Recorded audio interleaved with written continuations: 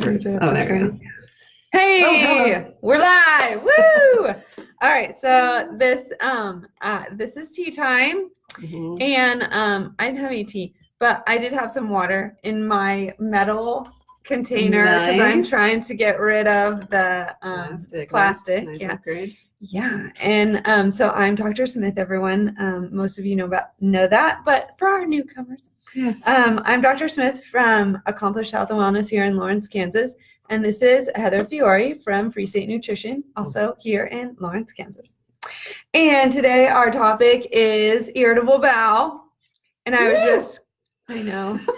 just telling Heather that irritable bowel gives me the bubble guts. So it's such a humongous topic. It really is. Like, we could talk for days on irritable bowel. But we aren't going to. We won't do that. Don't you worry. We are not going to do that. We are keeping this under 30 minutes, right? Yeah. So go. Okay. So, I just thought we'd start with the what it is. Yeah. What's it all about? Yeah. What is irritable bowel? Is there a cause? Yeah, we're going to talk about it. So, irritable bowel is a group of symptoms that occur together. Okay? And it's abdominal pain and changes in your bowel habits. And that can be either diarrhea or constipation or both. Good times. It is. It's a lot of time on the toilet. Yes. So the other part of this is that these occur together, and they occur without any visible symptoms of damage to your signs or symptoms of damage to your intestine. So it feels really bad, but it's not doing anything bad. Yeah, it makes you feel bad. It's bad. We're not trying to minimize it, but just rest assured you're not causing damage. Yeah. Which is very unpleasant. It is very important. And so this actually falls under the functional GI disorders. And what that means is actually that the gut and the brain aren't working together anymore. And that makes it functional. And so what happens is that your gut becomes more sensitive to things, and then because of that, you get changes in the way the muscles contract in your gut. And so that's what creates the diarrhea or the constipation. It's either that the muscle isn't contracting as well, or that it's contracting too much. It's like overly going. That will create the diarrhea. Yeah. So there's different types, right? Yeah. I mean, we're kind of three. spelling them out here. Yeah. We've already talked about them, sort of. I mean, for the most part. Right? Yeah, but this is what defines them, right? It's just either you get diarrhea or you get constipation or both. Yeah, there's our three types. There you have it. That's what it comes down to. But don't forget, you might also get cramping and bloating and other. Oh yeah, yeah. There's actually so there's like cramping, bloating, changes in your bowel habits, like we talked about. And then also feeling like you haven't completely evacuated when you've had a bowel movement. And whitish mucus in the stool. That can happen. Okay. Yeah. And this is actually can be worse during your menstrual cycle. As if the menstrual cycle isn't bad enough already. Yeah, way to kick us while we're down. I know, right? Come on. Always happening to me. Right. I mean, it makes sense. It's all in the same general area. There's cramping going on. And so your bowel's like, cramping? I can do cramping. I know. It's like, I'm getting with this. Yeah. Lots of women. Well, and lots of women actually get loose stool with their periods anyway. Yeah. So if you have this added on, man, oh man. Unless you have the constipation done, then you're maybe happy about it. Yeah. You're like, oh, sweet, that's a nice change. Yeah, right. So there are ways to tell, like there's definitions for which one you have. And so it's not like you have diarrhea all the time or you have constipation all the time. It's actually when you have a stool, like on the days that you have stooling happening, which if you don't know, stooling is what we call bowel movements or pooping, okay? Number 2, whatever term you want to use, those are all the same. We're highfalutin medical people here, so we're going to call it stooling or bowel movements. So on those days that you have it, if more than 1/4 of your stool is hard balls or really lumpy, then and then that's going to be constipation. Okay, 1/4. more than 1/4, and also less than 1/4 of those stools can be watery or loose. So it has to be more than 1/4 of the stools are hard and lumpy, and less than 1/4 are loose and watery. Okay. So that's constipation. Now, if you flip it, more than 1/4 is watery and loose, and less than 1/4 is lumpy and hard. Guess what that is? It's the diarrhea one. So, and then if you mix it, and like 1/4 is lumpy and hard and 1/4 is diarrhea, that's the mixed one. It's so simple. Right. But it's not back and forth. Yes. Like you'll that would be mixed. That'd be mixed. I mean, it's not necessarily like mixed on the same day, but like one day you're having constipation, maybe for a few days, and the next few days you're having. Yeah. So it's no fun either way. Either way, unpleasant for sure. So this water bottle is really funny because every time I have to like slowly come down, or the water like in your nose. Yeah, goes right in my nose. That's what just happened. So it's a learning curve. Yeah, it is. So do we know this is not a quick drinker? Okay. What were you gonna? Do we know what causes it? Not really. Yeah. Isn't that the sad thing? We don't know what causes it. So actually, like the medications for this really just fix the symptoms. They don't actually get at the root cause. However, there are some things that can put you at an increased risk for getting irritable bowel. So it's 12% of the population actually has irritable bowel. Wow. That's kind of actually a lot. Yeah. And most of them are women. 2 times. Yay. 2 times higher risk if you're a woman. Man. It's because we carry the weight of the world on our shoulders. And it comes out in our boots. Or it doesn't. Right? I mean, sounds kind of true to me. I'm not telling you. Yes. So 2 times higher in women. If you have a family history of irritable bowel, then you have it. I mean, you can have it. You're at an increased risk. And the other one that's interesting is that if you have a history of a severe gut infection, then that puts you at an increased risk of getting it. This is also seen more in people under the age of 50 rather than over the age of, and it's not that they're not over the age of 50. Like once you turn 50, then it goes away. That's not what happens. It's just usually diagnosed under the age of 50. It's not something that all of a sudden shows up over the age of 50. Okay. And then also the other thing is if you have a history of like multiple big life events, like big stressors, obviously. Stressors. Or like a history of trauma, you know, like abuse, stuff like that. Yeah. That puts you at an increased risk of getting irritable bowel. Okay. Yeah. So. Right. So when you say gut infection, you're talking about like something like E. coli, like a foodborne illness, or like for example? C. diff colitis, or any of the viral gut infections where you're like going out both ends. Yeah. Stomach bug. Any of them can do it. Yeah. Super. Right. So treatment. Well, so to be fair, it sounds like what needs to happen is you need to make sure, you need to rule out like other medical conditions, we didn't talk right? about that. Yeah. So how do we tell if this is what we have, right? That's important. Because we don't know what causes it. We're just guessing. Yeah. So we do know like some things that are happening during it, but we don't know exactly what's causing it. So this is actually what we call a diagnosis of exclusion. So that means this is the last thing on our list. And then we say, okay, we've ruled out everything else. This is what you have, irritable bowel. And so in order to get to that point, you have to do a lot of stuff. I mean, you're probably going to go to your primary care doctor multiple times. Mm-hmm. They're going to do lots of blood work. They're going to do stool studies. They're going to send you somewhere to get a colonoscopy. Mm-hmm. And then that colonoscopy is going to come back and it's going to be normal. And then the GI doctor that did the colonoscopy is going to tell you that you have irritable bowel.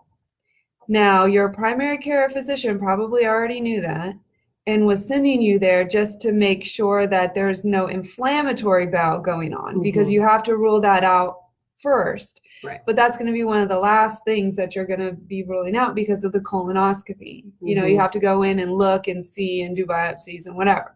So if everything looks good and everything has been ruled out, then it's irritable bowel. Now, when the GI doctor tells you that, just know that your primary care doctor already assumed that and was sending you to the colonoscopy because they wanted to rule everything else out. Yeah. So don't think that the GI doctor is smarter than your PCP, because they aren't. I mean, they're really smart in the gut. Right. But the reason that they sent you there was to make sure that nothing else was going on, and then they were going to tell you that you had irritable bowel. Right. So you really do want to rule out all these other things, because the other things cause damage and you need to treat them. They can actually be treated. Yes. And all the other things are, I mean, everything can be treated, but all the other things have like a root cause in the gut, and that root cause needs to be treated. Whereas this one is kind of like we've said, it's kind of like the brain and the gut aren't really talking. They're not meshing well. If they're in an argument or something, they're like, forget it, I'm not listening to you, kind of a deal. And so we have to get more to the root cause, which will lead you down many different avenues. But there's ways that we do treat this. So that people know that. Yeah. But yes, it is like this is our final diagnosis, and this is how we got there. You're going to Google it, and you're going to put in all your symptoms, and they're going to tell you that you have cancer. It's not. Yeah. Just because Dr. Google always says cancer. Always. But you don't have cancer, so that's a good thing. It's just irritable bowel. But you have to make sure that you don't have all the other stuff to make sure. Okay. Yeah. So how do we treat it? Yes, right? Indeed. So there are medicines to treat this. But those medicines really, they just go off of your symptoms, right? So if you have, you can take a different medicine for irritable bowel with constipation. And we actually call it irritable bowel with more predominant constipation, or predominantly constipation. That's what we call it. So, and then if you have diarrhea, then you take a different one. If you have both, then there's others. So it's like we're really just treating the symptoms. And they may or may not work that well. Let's just be honest. Correct. And unfortunately, they give you side effects. Yeah. So and really, I mean, I could list off the medicines. There aren't a ton of them, but let's just face it, that's not why we're here, right? We're here to talk about the nutritional side. Like, what other things can we do? Right. So what other things can we do? Well, a lot of times your doctor might say, like, avoid gluten. Yeah. That's like, classic. But, I think that, of course, like, maybe avoid gluten if you have a gluten intolerance. And some people can handle only so much gluten and, but isn't that gluten intolerance? Yes. Right? It most definitely is. Like irritable bowel. Fair enough. But there's no other way to say if you have gluten intolerance. So it's just a way of... but see, again, like they would have done the biopsy in your colonoscopy and found celiac disease. Right, but this isn't, we're not saying yes. But I guess so. We're saying gluten sensitivity. Okay. Which is basically gluten makes your bowel irritable. Like, that's what's happening here, right? And it might do some other things to you too, right. Like the rashes and stuff. It might, but it might like not cause any damage at all, except make you irritable. And, and gabobo guts. Yeah. Yeah. So gluten. That's one thing you could do. Try And a gluten. lot of times people feel better initially Mhm. when they cut out gluten for a million reasons, Yeah. right? Because gluten is in lots of processed food. So what if you cut out processed food and you're like, oh, it's the gluten. Or maybe it's the process. One of these Preservatives. 12 other Or the dye. ingredients. Or whatever. Yeah. So you have to kind of tread lightly with that. You have to be sensible about like, what are you cutting out? Like, how much are you changing your diet? Is it really just gluten that you've cut out? Or did you change everything? The whole foods? Because gluten is in so many things. It is. Oh my God. It's everywhere. Yeah. And if you cut out gluten, I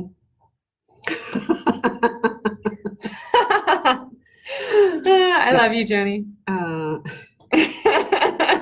That's very funny. So if you cut out gluten and it does work for you, like you still need to be aware of what you're doing because gluten is a major source of energy for us. Yeah.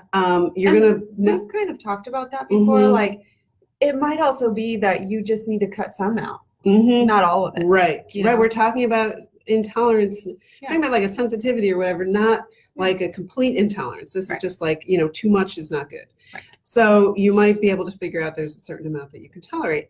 But if you cut it out entirely, now you're going to miss out on lots of nutrients that are in foods that have gluten. You're going to miss out on lots of fiber, which is actually good. Fiber. Yes. That's the next one. Like I tell that to everyone. Fiber. Totally. You need to increase your fiber. You need fiber. But on top of that, like when you increase your fiber, you have to increase your water because fiber becomes cement in your gut. You need to go slowly. Yes, if you don't increase the water. Yes, go slowly with that fiber increase, and then lots of water with it because that's trouble. Yeah. That is going to make your bowel even more irritable, at least initially. So go slow, but increase your fiber. There's soluble and there's insoluble fiber. And really soluble you need both, but soluble is going to be most helpful for irritable bowel. Yeah. So places to get soluble fiber. So fruits and vegetables, of course. Legumes are probably the most dense food source of soluble fiber. Okay. And then oats. So not a lot of grains. Right. But oats for sure. Oats. And then oats and legumes. And then you might want to supplement. So like a psyllium husk, for example, is apparently. I'm sorry, when you said that, I was like picturing No. Yeah. It's just a pill, people. Or, you can get the liquid, what's that stuff called? Not Citracel. Oh, the fiber sugar? Yeah, all those fiber drinkable guys. Yeah. Have you ever tried that Metamucil? Oh, I did try one time. It's not for me. So gritty. Yeah, that's not for me either. No. But the fiber sugar, apparently, I have tried that once actually. You can put it in water and it has a different consistency, but it's not gritty. Okay. But it's not the same water consistency either. Right. So maybe you get used to it. But it's tolerable. Right. But I think the psyllium husk, they're pills, and I think you have to I don't know if you can take them all at once or you have to take them maybe twice a day, but you definitely go slowly with that too, right? You take one the first day, you take two the next day. Yeah. You got to work yourself up. Yeah. Go easy. Okay, so those are your kind of baseline things you might do. You definitely increase your fiber. You might play around with gluten. The next thing. And no, you don't become gluten intolerant from eating glue as a kid. But good question. I love that. That's so funny. So makes me giggle. The other thing that that is shown to be really effective for a large majority of people with IBS is following a low FODMAP diet.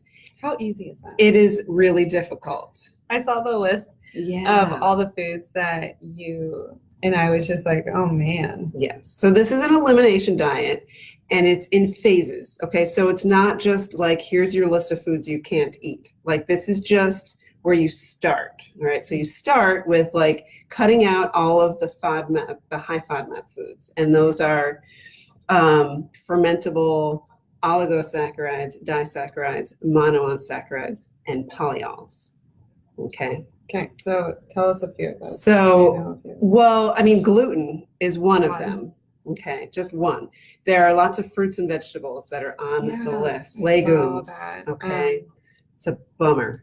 We It's really quite unfortunate. This is not to be taken lightly. You don't just do this. You don't just cut all this stuff out, feel better, Yeah. and be like, ta-da, I've got my new diet. No. These were ones that I was seeing. Fruits Mhm. like apples. I love apples. Mhm. Apricots, Mhm. blackberries. I could do out with blackberries. Cherries, mango, nectarines, pears, plums, watermelon. And yeah, that's pretty much the fruits I eat. Mhm. Canned fruits, vegetables. I don't do a lot of artichoke, but I do love spinach and artichoke dip. Yeah, who doesn't? Delicious. Asparagus, beans, cabbage, cauliflower, garlic. Oh man, my mom would be doomed. And onions. Yeah. No garlic or onions, that's such a bummer. Sad. Mushrooms. Mhm. And then dairy And products. dairy products, yes. And honey, seriously? Mhm. Honey? Yeah. That's just sad. Yeah. I mean, honey has such good things in it for you. Yeah. But apparently not for your gut. Right. But this is the thing. Okay, it's just the beginning is you cut out all the stuff that could potentially irritate your bowel. Okay. Then you go with So should you do like one? Okay, so we're gonna do fruits this month. No, you cut everything out initially. Everything. Yes. It's very restrictive. What are they gonna eat? Not a lot. You're gonna be hungry. It's gonna be terrible. But But you're gonna be irritable in other ways. True.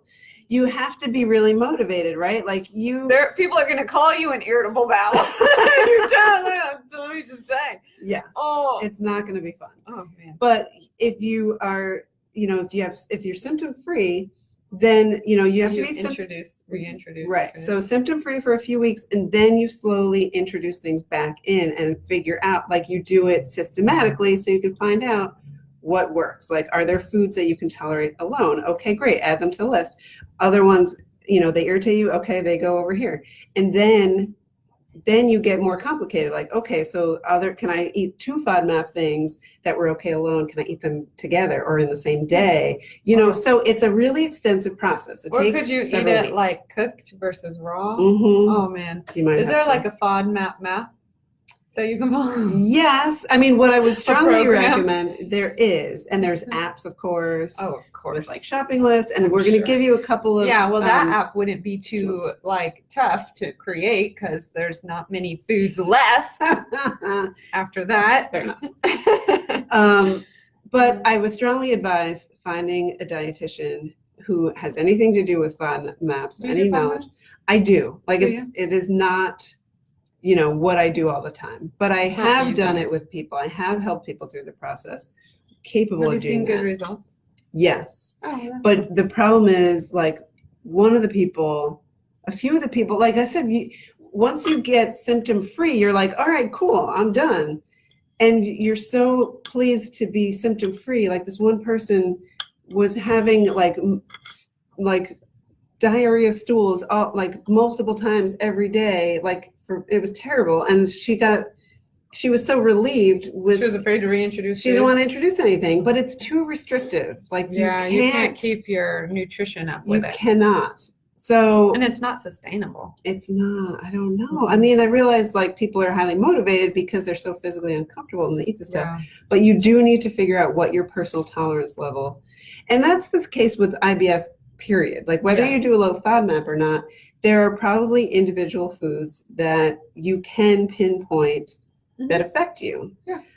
Or it might be a combination of for me, like potatoes, I can only eat so many potatoes in 1 week. Right. Which is like 1 or 2 servings. That's it. And then my stomach starts to get all upset. There you go. And it could also be not only the food, but then stress, right? So you can add, if you are having a lot of... Nobody has stress. I know. Kidding me? But if you have like extra stress maybe, or like... Like holiday stress? Holiday stress, or maybe like less sleep and stress. I don't know. Like, I would just say, me personally, I find that it has nothing to do with what I'm eating, but has everything to do with my stress and my sleep. Oh my gosh. Do you know if I don't sleep enough hours in the night, I actually wake up with bubble guts. And I'm like, oh, I didn't sleep enough to digest. Wow, it's terrible. Terrible. Yeah, and your whole day is shot. Like, that's not the way you want to wake up. Mm-hmm. Yeah. We didn't talk about probiotics. Probiotics. Right, because we've been talking about gut health for like months now. So obviously that is an important piece of this process. Yes. that will Yes. hopefully Which is something in the prevent. beginning also that a lot of times we as primary care providers Mhm. will recommend fiber and probiotics. But you have to be careful, like we talked about with the probiotics, because you can get bacterial overgrowth with that. And Yeah, that's no fun either, because guess what? It gives you the same symptoms. and bubble especially guts. if you cut out all these FODMAPs, Yeah. you're not feeding Your the gut. probiotics. They have nothing to Right. eat. Right. It's a dilemma. It is. It's a struggle. Yeah. So definitely. Who's this going to be? We don't know. I think Who we is it? do. Casey! Hey, sorry. I didn't think he was going to be here, but he is today. So definitely get help doing this because it's complicated, and you potentially are going to be putting yourself at nutritional risk. So Yes. don't Help. just do this on your Don't own. do it on your own. You got to have someone who's directing your FODMAP map. That's right. Oh, now he's out. That's out again. Okay. Anything else? That's all I got. I think. All right. I didn't even look over here. I think that's everything. But I'm going to give you some links if you really do want to look and learn more about low FODMAP stuff. Yes. Just don't do it by yourself. That's all I'm Okay. saying. You need help, and Heather can help you. So if you are in our area, but you do some tele stuff. I do some So tele stuff. if you are wanting her help, Mhm, then just let us know. mhm. And so next time, what do we want to tackle? Constipation or diarrhea? Hmm. They both sound terrible. Can we sort of knock those out together? Yeah, All right. let's do it. We can Okay. always do anything. Sometimes they go hand in hand because if you have constipation, you can actually stool around, you can leak around your constipation. Right. And you can get diarrhea and you think you have diarrhea, but it's actually constipation. And you're like, what? Yeah, man. So diarrhea, constipation next time. And then we have a few cool things coming up that Mhm. we will choose after. So thank you Right for on. joining us. I hope that you didn't get bubble guts from this topic. And if you have a topic that you want us to add to our list, please don't hesitate to tell us. And we will see you next week. And we hope that you have a great rest of your day. Thanks. Bye.